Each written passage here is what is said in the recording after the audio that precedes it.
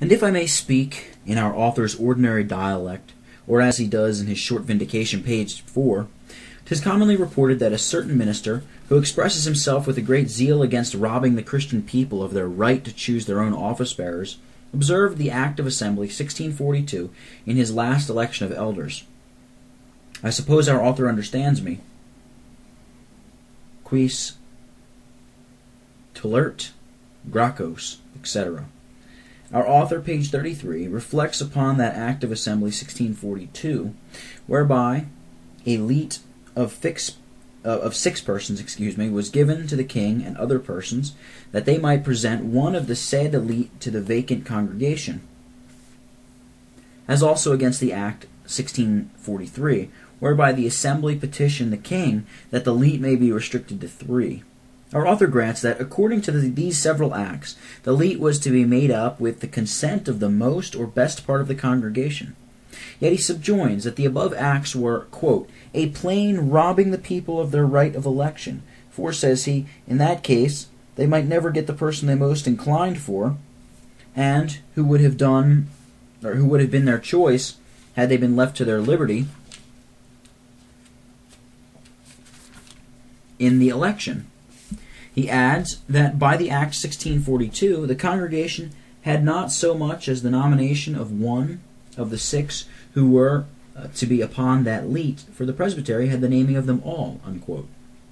The Church of Scotland was indeed at this time under the yoke of patronage, under which she had ever groaned since our Reformation from popery. But yet our author is very unjust unto that assembly when he affirms that the Act 1642 was a plain robbing of the people of their right of election. In their act, they were so far from being robbed as the people upon this head, that they plainly show that they did as much as they could in their present situation for asserting and maintaining the people's rights in the choosing of their own ministers. Our author, in his full vindication, page 164, speaking of the foresaid act, expresses himself in the following manner, quote, I dare say, was the Church of Scotland at her next assembly to enact that no judicatory should go into any presentation, so as to settle a minister upon it, without the consent of the best or most part of the congregation, none but these of ours and of patronages should complain, unquote. After our author's above declaration, 'tis very plain that he treats the Assembly 1642 in a very indecent manner, when he tells us that they're right, etc. And, if the reader wants to be further satisfied in the regard that all the judicatories had in this period to the rights of the people in calling their own ministers, I refer them to our author's full vindication, particularly pages 181, 182, etc., and to his performance entitled The Search, pages 103 and 104, etc. Upon this head I cannot but take notice of what is affirmed by our author on page 32, that is, that the Church of Scotland has done more of late to have patrons abolished, quote, than was done from 1638 to 1649, or I think in any other time since the Reformation, unquote. But whatever she has done of late, she has not done so much, according to our author's own acknowledgment in his above words, as the Assembly 1642 did for the rights and interests of the Christian people in the calling of their ministers. The reverend author of Modern Erastianism Unveiled justly observes on page 125, upon the Act 1642, that, quote, in the making up of the list with the consent of the congregation, the Church maintained and retained their right to elect their ministers, though by the patron's title they were miserably involved in the exercise of that right, unquote. This was more than had been done by the present judicatories since the Patronage Act was passed. The same worthy author has many other judicious observes upon the foresaid act. But what have our present judicatories done of late years with respect to the Patronage Act? They have indeed declared it to be a grievance. They have petitioned the Parliament for the redress of the same, and this is what the subject may do with respect to any law that they apprehend to be gravaminous unto them. But have ever the present judicatories judicially asserted the principles of this Church with respect to patronage? No, they have not. Yet I find the Church of Scotland since the Reformation has done so, particularly when her second book of discipline, which was received and approved in the year 1581 by the General Assembly, they did in the face of a standing law declare that the, quote, order which God's word craves cannot stand with patronages and presentations to benefices used in the Pope's kirk, etc. Unquote. I shall only take notice of another act of assembly, which our author very much misrepresents. That is, the Directory of Assembly 1649, which, says he in page 133, quote, gives the decisive vote in the election of pastors to the elders only, unquote. And page 147, quote, it robs the people of their right to elect their pastors so far that they had not the choice of any of the persons to be upon the leet for ministers. In regard by that act, the elders only had both the nomination and election, unquote. Our author adds, quote, though the people had a negative upon them, yet they might never have the person they most inclined to have, if but 4 or 7 elders, etc., should be against the whole parish, unquote. Our author cannot refuse that the people had a negative over their elders by the Directory 1649, and if so, then it is plain that the people were so far from being robbed of their right to choose their own ministers that a secession could not impose a minister upon them if the majority of the congregation dissented, especially when it is considered that, according to the Directory, when the said majority dissented, they were no more obliged to give their reasons for their dissent than the secession for their election, as our author pleads in his Jus Populi, pages 125 and 126. And in the same place, when speaking of the affair of Aberdeen in the year 1726, he reports that when such as opposed the people's being called as confessors in the said affair of Aberdeen, they said they could see no difference at all between calling them as decisive voters and making an exact enquiry into their sentiments as consenters. Our author adds, quote, and indeed I own the difference is but small, while as the Church of Scotland required their consent to be inquired into, and people were not obliged to object against the man's life or doctrine, unquote. Our author, if he had pleased, might have said, 'tis but a strife about words to question whether that the people should be called decisive voters or consenters, when the presbytery must stop further procedure, and when the secession must proceed to a new election, if the majority of the congregation dissent, without being obliged to give any reason for the same. A considerable divine, who is sometimes quoted by our author, affirms, quote, that the right of calling ministers does not belong to the church representative, but originally and radically, primario and radicaliter, to the society of the faithful,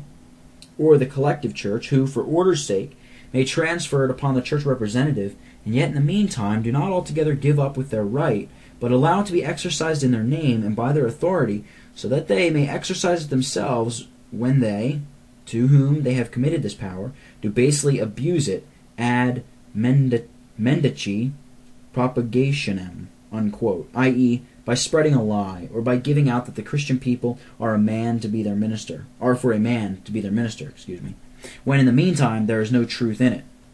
I find our author, Full Vindication, page 206, in his dispute with his adversary, who alleged that by the Assembly 1649 the elders were considered as the people's representatives.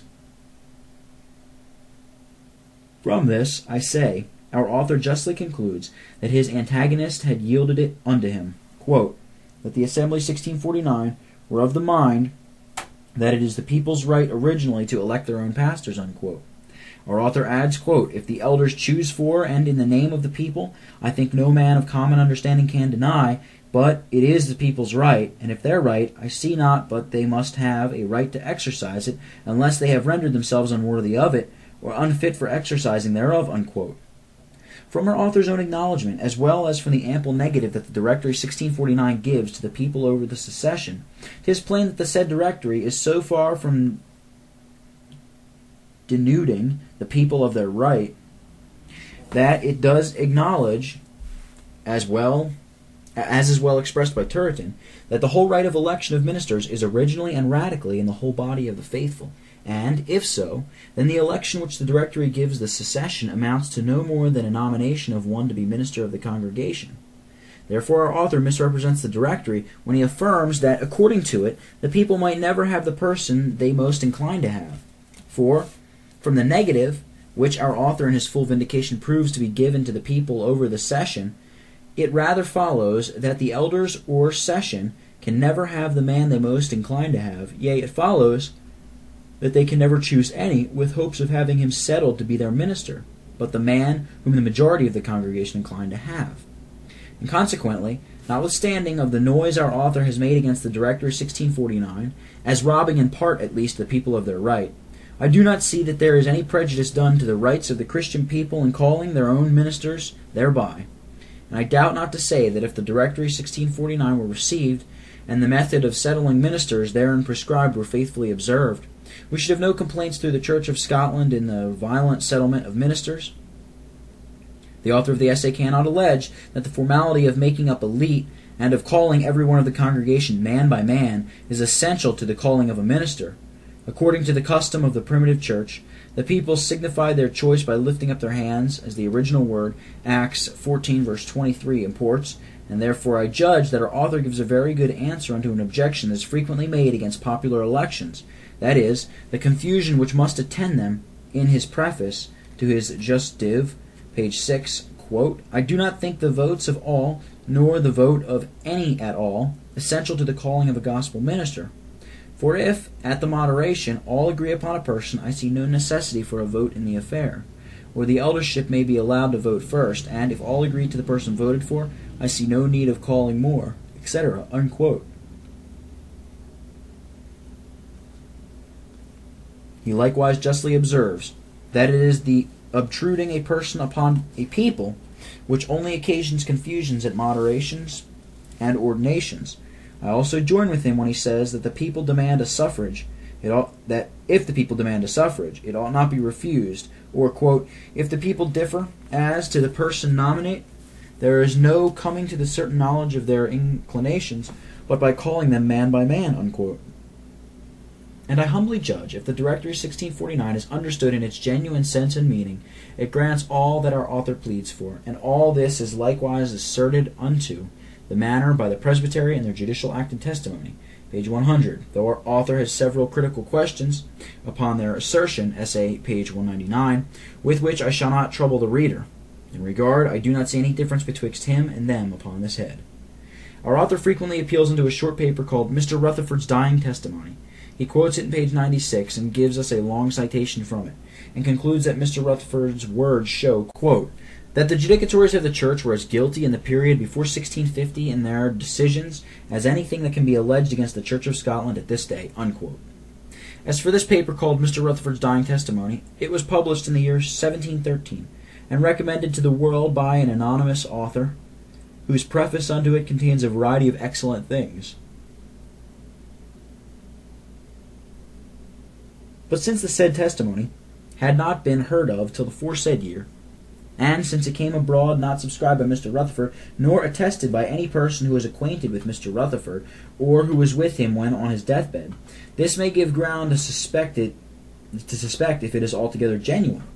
But upon supposition that all that testimony contains Mr. Rutherford's own words, the words quoted by our author cannot be applied to the period before 1650, when the Church was divided by the public resolutions that were then taken. For immediately after the above words quoted by our author, 'tis added, quote, if the word of truth is in the Old and New Testament, be a sufficient rule, holding forth what is a Christian army, whether offensive or defensive, whether clean or sinfully mixed, then must we leave the question betwixt our public brethren and us to be determined by that rule, unquote. And I am more confirmed that the words of Mr. Rutherford's testimony point at the year 1650 and following years, when I consider the ample testimony he gives to the proceedings of the year 1638 in his letter to the professors in Ireland, which I have noticed already, as also the large commendation that is given to the work of Reformation, as it was carried on from 1638 to 1649, in the testimony of the ministers of Perth and Fife, which Mr. Rutherford likewise signs. I have now done with examining our author's invidious reflections upon a famous reforming period of this Church. I hope the reader will see that there is not the least ground for the charge that he lays against them of tyranny in the administration, and far less for his setting the Assembly, 1733, and other assemblies of this period on level with them, as if they were as faithful in the administration.